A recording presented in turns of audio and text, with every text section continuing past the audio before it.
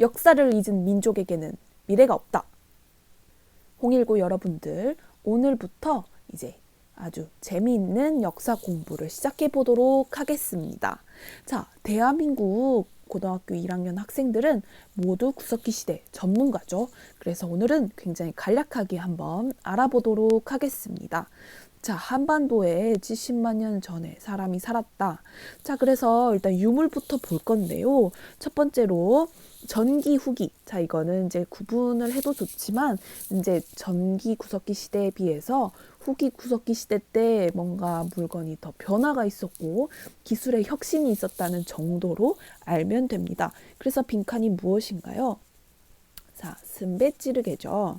자, 쓴배찌르개와 주먹도끼의 변화를 한번 봐보도록 하겠습니다. 자, 이 주먹도끼는 자, 읽어보면 한 손에 쥐고 도끼처럼 사용하였다. 그러니까 어떻게 되냐면은 이 사진 봐보세요. 자, 이렇게 한 손으로 쥐고 이렇게 주먹처럼 생겼다고 해서 주먹도끼가 되는 거예요. 그래서 이렇게 사람 손이 이렇게 있겠죠. 그래서 이렇게 들어서 이걸로 가죽 껍질을 이렇게 벗기기도 하고 가죽을 벗기기도 하고 껍질도 벗기기도 하고 그렇게 사용을 하게 되는 거죠. 자, 이에 비해서 쓴배찌르개란 무엇이냐? 자, 쓴배는 자루와 연결하는 이렇게 볼록하게 나온 부분이에요. 자, 우리가 그러면 여러분 책에 자, 그림을 한번 그려봅시다. 자, 우리가 자루를 한번 그려볼 건데요. 자, 이렇게 이게 자루예요. 그러면은 이렇게 연결을 해가지고 창처럼 사용하면 어떠겠어요? 자, 주먹도끼를 사용할 때는 가까이 있는 그런 동물들을 이렇게 저지할 수가 있겠죠. 자, 근데 쓴배찌르개는 어떠겠어요? 뭔가 던질 수도 있고 멀리 있는 그런 동물들을 공격하기에도 굉장히 용이하게 생겼죠. 자, 그래서 이것은 기술이 혁신이 일어났다 정도 알면 되겠습니다. 자, 그래서 두 번째 2번 보면은 채집은 이제 열매를 줍고 뭐 따먹고 이런 거죠. 사냥도 뭐 이렇게 동물을 잡고 그런 사냥이죠. 쉽죠? 자, 어로가 뭐냐면은 이 로가 건질로예요. 자, 어는 뭐겠어요? 물고기겠죠. 물고기. 자, 수산물을 뭐 건져서 먹고 그 정도예요. 자, 이것을 통해 알 수 있는 게 무엇인가요? 사람의 노력이 들어가기는 하지만 뭔가 그것을 기르고 경작하고 그런 느낌은 아니죠. 자, 그래서 그러면 문제가 뭐냐? 자, 예를 들어서 선생님 아파트에 비파나무가 있어요. 그래서 선생님이 어렸을 때 비파를 많이 먹었었는데 자, 비파를 내가 만약에 다 따먹었다고 해봅시다. 그러면은 이걸 먹고 싶으면 어떻게 해야 되죠? 이제 다른 나무를 찾으러 가야겠죠. 그럼 제가 어떻게 해야 돼요? 이동을 해야 되죠. 이동을. 자, 이것처럼 이 사람들도 자신들이 이 정착을 하고 싶지만 자신들이 경작을 할 능력이 없고 그렇게 비파나 뭐든 먹고 싶다면은 꼭 이동을 해야 된다는 거예요. 자, 그래서 구석기 시대 때는 이동 생활을 하게 됩니다. 그래서 동굴에서도 자고 바위 그늘에서도 자기도 합니다. 자, 이때 또 하나 특징이 있는데요. 자, 평등사회. 자, 평등사회라고 하는 것은 이제 잘못 생각하면 안 되는 게 부모와 저와 평등한가요? 자, 그래도 질서가 있죠. 자, 여기서 말하는 평등사회라고 하는 것은 자, 계급이 없다는 의미예요. 자, 계급. 그러니까 뭐 이렇게 뭐 양반이든 노비든 그런 계급이 없이 평등한 사회를 의미를 하는 거예요. 대한민국도 지금 평등한 사회라고 이야기를 하죠. 그렇지만 돈이 많은 사람도 있고 뭔가 더 경제적으로 뭔가 이렇게 다 격차가 있지 않습니까? 자, 이것처럼 이때도 개인의 능력차가 있을까요? 없을까요? 능력차가 있습니다. 자, 근데 계급이 없다. 이 정도로 알면 됩니다. 자, 두 번째로 신석기 시대에 대해서 봐보면요. 자, 이제는 이 돌을 석기를 떼어서 썼는데 지금은 이제 갈아서 쓰게 됩니다. 자, 이렇게 갈아서 쓰게 되는데요. 밑에다가 이렇게 숫돌을 놔두고 돌을 열심히 갑니다. 자, 이것도 하나의 기술 혁명이라고 볼 수가 있는 거죠. 자, 이게 근데 왜 뗀석기와 구분이 되느냐? 아까 그 만드는 분이 말씀하시기를 숫돌로 가려면은 4시간이 걸린다고 합니다. 자, 4시간이 짧은 시간인가요? 굉장히 긴 시간이죠.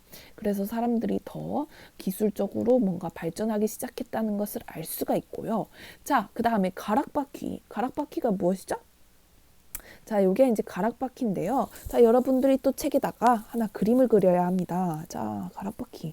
자, 가락바퀴가 어디에 쓰는 물건인고, 자, 이 가운데에다가 막대기를 이렇게 꽂아요.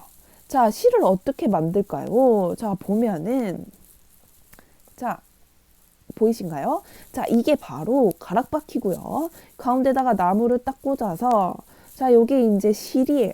자, 실을 여기에 딱 걸어서, 자, 이렇게 딱 대롱대롱 하면은 이게 어떻게 될까요?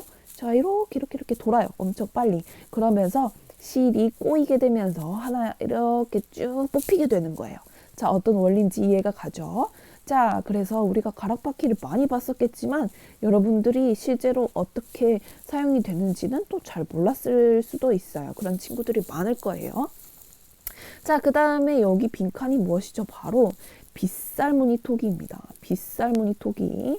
굉장히 중요하죠. 신석기 시대의 굉장히 대표적인 그런 유물이라고 볼 수가 있습니다.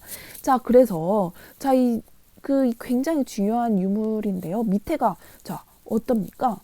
자, 그릇이 이렇게 뾰족한 거 봤나요, 여러분? 자, 이렇게 뾰족한 이유가 뭐냐면은 또 그려볼 건데요. 자, 밑에 이렇게 꽂아서 쓰기도 했다는 거야. 그래서 이거는 이제 모래고 진흙이고, 자, 진흙이고 해서 바닥이 굉장히 물렀기 때문에 자, 이렇게 바닥에 꽂아놓고 썼다. 자, 이렇게 생각하면 됩니다. 자, 그러면은 자, 여러분 이 페이지에서 나오는 석기와 이 가락바퀴와 빗살무늬 토기의 가장 큰 차이점이 무엇인지 아나요? 혹시 한번 짐작을 해볼까요? 자, 무엇이냐면 바로 자, 불을 사용했다는 거예요. 불. 자, 사람이 드디어 이제 불을 사용을 해서 물건을 제작하기 시작하는 거예요. 자, 가락바퀴도 이렇게 한번 굽기도 하고요.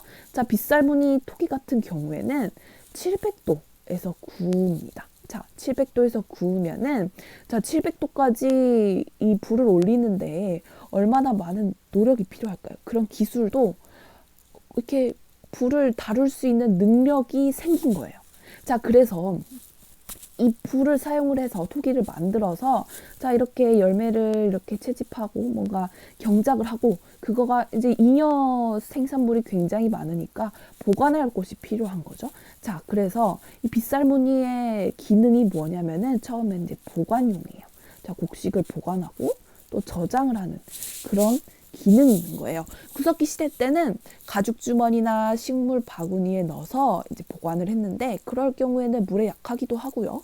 먹을 게 많이 없다 보니까 그때그때 섭취를 했었습니다. 근데 토기에는 저장을 이제 하기에 굉장히 용이하고요. 자, 그 다음에 중요한 게 또 조리입니다. 자, 조리.